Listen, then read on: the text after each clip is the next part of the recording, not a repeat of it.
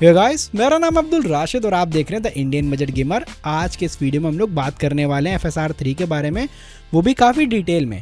Recently मैंने अपने channel पे FSR 3 के ऊपर एक डिटेल में वीडियो बनाया था, यानी कि इंट्रोडक्शन वीडियो, जहाँ पर मैंने आपको बताया था कि FSR 3 काम कैसे करता है, क्या क्या चीज़ें देखने को मिलती हैं, क्या क्या इंप्रूवमेंट हुए हैं। वही बेसिकली ना एक छोटा सा इंट्रोडक्शन ही था और आप में से काफ़ी सारों का जो रिस्पांस था वो काफ़ी अच्छा आया था। बहुत सारे लोग मेरे से बोल रहे थे कि भैया इसे DLSS से कंपेयर करिए, FSR 3 के रियल लाइफ में क्या बेनिफिट है, इसके ऊपर ना डिटेल में एक वीडियो बनाइए। और फाइनली मैं मानता हूँ वो टाइम आ चुका है। वैसे FSR 3 की प्रॉपर टेस्टिंग के लिए AMD की टीम ने मुझे RX 7700 XT नाम का एक ग्राफिक्स कार्ड भेजा था, लेकिन मैं उस ग्राफिक्स कार्ड में ज़्यादा इंटरेस्टेड नहीं था। मैं बेसिकली ये देखना चाहता था कि ये NVIDIA के ग्राफिक्स कार्ड में कैसे काम करता है, क्योंकि at the end of the day FSR 3 एक हार्डवेयर बेस्ड टेक्नोलॉजी नहीं है, ये एल्गोरिदम और सॉफ्टवेयर बेस्ड टेक्नोलॉजी है।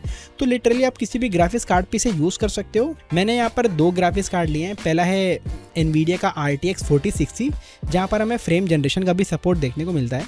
बाकी यहाँ पर मैंने RTX 2080 लिया था ताकि हम लोग प्रॉपर टेस्टिंग कर सकें, ये देख सकें कि यहाँ पर आपको FSR 3 का सपोर्ट कैसा देखने को मिलता है। गेम जो यहाँ पर हम लोग ने यूज़ किया वो है इमॉर्टल ऑफ AVM, इसको कि आप जाकर अभी स्टीम से परचेज भी कर सकते हो। अब एज ऑफ नाउ FSR 3 के अंदर ना दो चीज़ें देखने को मिलती हैं। पहली है अप स्केलिंग, दूसरा है फ्रेम जनरेशन। तो पहले हम लोग ना अप स्केलिंग के बारे में बात करते हैं। FSR 3 के केस में जो आपको अप स्केलिंग देखने को मिलती है वो पर्सनली मुझे काफ़ी अच्छी लगी। अगर आपको याद होगा तो FSR 2 जिन गेम्स में देखने को मिलता था ना, उनमें एक छोटा सा इशू था। इशू ये रहता है कि जब भी आप अप स्केलिंग टेक्नोलॉजी यूज़ करते हो, यानी कि FSR को यूज़ करते हो ना, तो वहाँ पर शिमरिंग वाली प्रॉब्लम आने लगती है, यानी कि दूर की डिटेल्स को ना ये रिकवर तो नहीं कर पाता। एल्गोरिदम के हेल्प से उसे रीबिल्ड करने की कोशिश तो ज़रूर करता है, इस वजह से कभी कभी आपको क्या बोलते हैं शिमरिंग थोड़ी बहुत देखने को मिलने लगती है। लेकिन अब FSR 3 के केस में शिमरिंग वाली प्रॉब्लम बहुत हद तक रिजॉल्व हो चुकी है। अभी भी शिमरिंग वाली प्रॉब्लम है, लेकिन वो बहुत ज़रा सी है। बाकी इस गेम के अंदर ना FSR 3 का जो इम्प्लीमेंटेशन किया गया है वो काफ़ी अच्छा है, यानी कि शार्पनेस मुझे ज़रूरत से थोड़ी सी ज़्यादा लगी। जिस जगह को शार्प नहीं भी करना चाहिए था वो जगह भी शार्प हो जाती है, लेकिन ठीक है। ओवरऑल मुझे जो आप स्केलिंग देखने को मिली है वो काफ़ी अच्छी लगी है। अब यहाँ पर कुछ लोग ये भी जानने में इंटरेस्टेड होंगे कि भैया DLSS क्वालिटी कहाँ पर स्टैंड करती है। तो यहाँ पर मैं आपको बता दूँ, साइड बाय साइड आपको कंपैरिजन दिखा दे रहा हूँ। एक तरफ नॉर्मल रेजोल्यूशन है, एक तरफ DLSS क्वालिटी है और एक तरफ FSR क्वालिटी है। तीनों ही पिक्चर्स को अगर आप साइड बाय साइड कंपेयर करते हो तो आप एक चीज़ ये नोटिस करोगे, नेटिव रेजोल्यूशन और DLSS क्वालिटी वो बहुत ही हद तक सिमिलर देखने को मिल रहे हैं, यानी दोनों के बीच कोई बहुत ज़्यादा डिफरेंस नहीं है। DLSS क्वालिटी आपको वही आउटपुट प्रोवाइड कर रहा है जो कि नियरली आपको नेटिव रेजोल्यूशन में देखने को मिलता है, लेकिन FSR की तरफ आपको काफ़ी ज़्यादा शार्पनेस देखने को मिल रही है। हालांकि यहाँ पर अभी भी FSR क्वालिटी में ना छोटी सी प्रॉब्लम है। अगर कोई भी ऑब्जेक्ट गेम के अंदर बहुत पतला सा होता है, जैसे कि स्ट्रिंग या स्पाइडरमैन की रस्सी होती है, अगर आप उसको देखते हो ना तो उसको रिकंस्ट्रक्ट करने में FSR 3 को अभी भी स्ट्रगल होता है। यहाँ पर मैं आपको साइड बाय साइड एक डेमो दिखा दे रहा हूँ।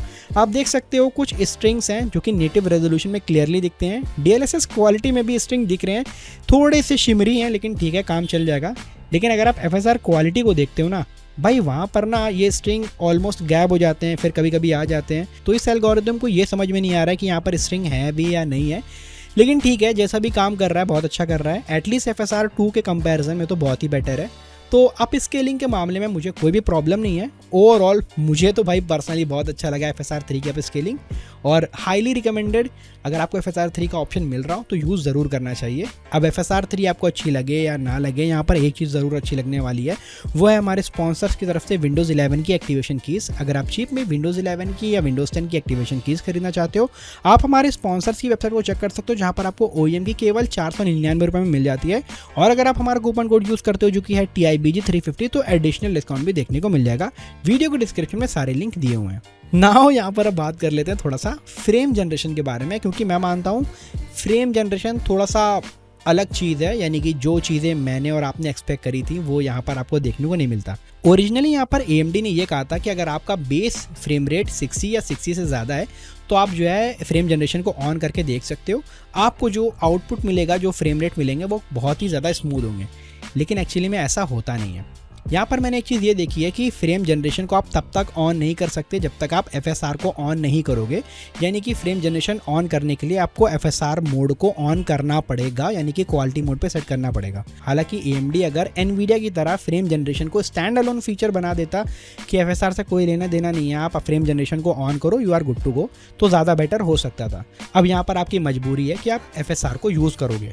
यूज़ करने के बाद मैंने एक चीज़ ये नोटिस करी है, आप नो मैटर कोई सा भी ग्राफिक्स कार्ड यूज़ करो, आपको फ्रेम जनरेशन का ऑप्शन मिल जाता है। जी हाँ, आप चाहो तो GTX 1060 में भी इसे ऑप्शन को इनेबल कर सकते हो। एक बंदे ने इसके ऊपर डिटेल में वीडियो बनाया था, आप लोग जाकर चाहो तो उसे देख भी सकते हो। अब फ्रेम जनरेशन वाला ऑप्शन ना ये उतना काम का नहीं है जितना आपको या हमको पहले लग रहा था। फ्रेम जनरेशन को जब आप एक बार ऑन करते हो और अगर आपका गेम के अंदर जो FPS है वो 45 to 50 के आसपास रहता है ना, तो आपका एक्सपीरियंस बिल्कुल भी अच्छा नहीं होता है। मैं देखकर काफ़ी ज़्यादा शॉक था जब मुझे नेटिव रेजोल्यूशन पे जो FPS मिल रहे थे वो 30-35 थे। फ्रेम जनरेशन को ऑन करने के बाद हमें 75 FPS मिल रहे थे, लेकिन जो मेरा एक्सपीरियंस था वो 30 FPS जैसा लग रहा था। मुझे समझ में नहीं आया कि ऐसा क्यों है। हालांकि मेरा FPS काउंटर मुझे दिखा रहा है कि 70 to 80 FPS मिल रहे हैं, लेकिन मैं खेल के बता रहा हूँ भाई मुझे 60 FPS भी नहीं मिल रहे, इवन बेयरली 30 FPS मिल रहे थे। मुझे समझ में नहीं आया ये हो क्या रहा है। फिर यहाँ पर मैंने जब AMD की डॉक्यूमेंटेशन पढ़ी तब मुझे पता चला कि बेस आपको 60 FPS का ही चाहिए। अगर आपके 60 FPS से कम है तो आपका जो एक्सपीरियंस होगा वो बहुत ही हॉरिबल होगा। नो मैटर आपका फ्रेम रेट काउंटर कितना भी दिखा रहा हो, एक्सपीरियंस आपका अच्छा नहीं होगा। हालांकि फिर यहाँ पर हम लोग ने क्वालिटी को थोड़ा सा डाउन किया, तब यहाँ पर जो हमें नेटिव रेजोल्यूशन पे FPS जो देखने को मिल रहे थे वो 75 to 80 मिल रहे थे, और फ्रेम जनरेशन को ऑन करने के बाद हमें जो यहाँ पर FPS देखने को मिल रहे थे वो लगभग 120-140 के आसपास मिल रहे थे। फिर यहाँ पर जो मेरा एक्सपीरियंस था ना वो ऐसा था भी जो 120 FPS में होता है, यानी कि 60 FPS कंपेरिजन में काफ़ी स्मूथ होता है, जो वो यहाँ पर भी था। बाकी अगर आप इसे NVIDIA से हेड टू हेड कंपेयर करते हो तो भाई कोई कंपैरिजन ही नहीं है। NVIDIA में सीधा फ्रेम जनरेशन का स्विच ऑन करते हो और भाई आपके फ्रेम रेट बिल्कुल सातवें आसमान में पहुंच जाते हैं। नो मैटर आपका बेस फ्रेम रेट 20 हो 15 हो कितना भी हो, आपका जो फाइनल FPS जो देखने को मिलता है वो 75 to 80 होता है, और वो एक्चुअली में 75 to 80 होता है। आप उसे लिटरली फील कर सकते हो, स्मूथनेस आपको फील होती है। तो फ्रेम जनरेशन के मामले में FSR 3 अच्छा नहीं बैठा, मुझे अच्छा नहीं लगा। इसके कुछ ड्रॉबैक्स हैं जो कि मैं मेंशन करना चाहता हूँ।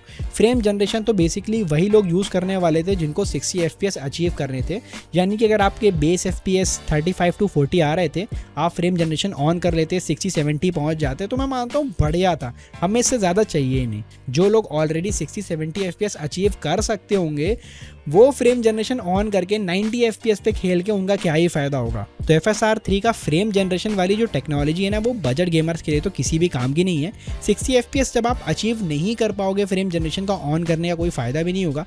FPS काउंटर देख के भले ही आप खुश हो जाओगे, लेकिन आपका एक्सपीरियंस बिल्कुल भी अच्छा नहीं होगा। बाकी AMD ने लेटेंसी को काउंटर करने के लिए एंटी लैग वाला फीचर भी प्रोवाइड किया है, जो कि आपको मेनली AMD के ड्राइवर्स के अंदर ही देखने को मिलता है। जाकर आप इनेबल कर सकते हो तो लेटेंसी काफ़ी हद तक कम हो जाती है। ओवरऑल अगर मैं आपको FSR 3 के बारे में बताऊं तो भाई अप स्केलिंग टेक्नोलॉजी पहले कंपैरिजन में काफ़ी इंप्रूव हो गई है। आप में से जो लोग ऐसा ग्राफिक्स कार्ड ओन करे थे जो 1080p 1440p लेवल की गेमिंग करवा सकता हो, नो मैटर NVIDIA का हो या AMD का, आप वहाँ पर FSR 3 की आप स्केलिंग यूज़ कर सकते हो।